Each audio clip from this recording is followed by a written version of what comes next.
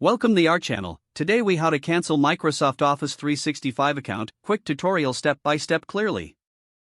To cancel your Microsoft Office 365 account, first, open your web browser. Visit the Microsoft 365 account management page. Sign in with the account you wish to cancel. Once logged in, navigate to the Services and Subscriptions tab. Locate your Office 365 subscription from the list provided. Click on the Manage link next to your subscription.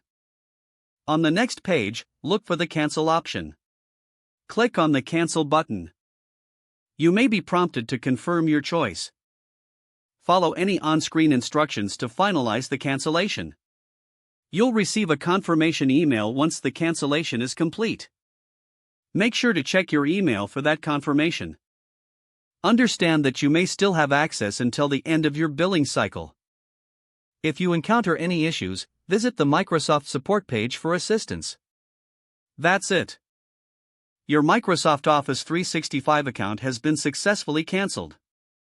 If the page does not load, refresh the browser or try again in a private or incognito window.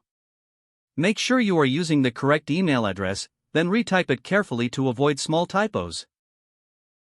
If your password is not accepted, use the reset option and create a new strong password you can remember. Check your spam folder for verification or security emails, then complete any requested confirmation steps.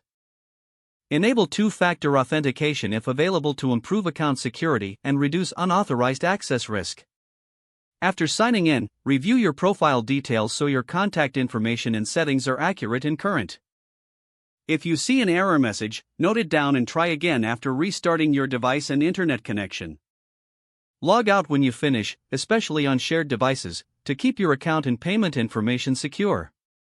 If the page does not load, refresh the browser or try again in a private or incognito window.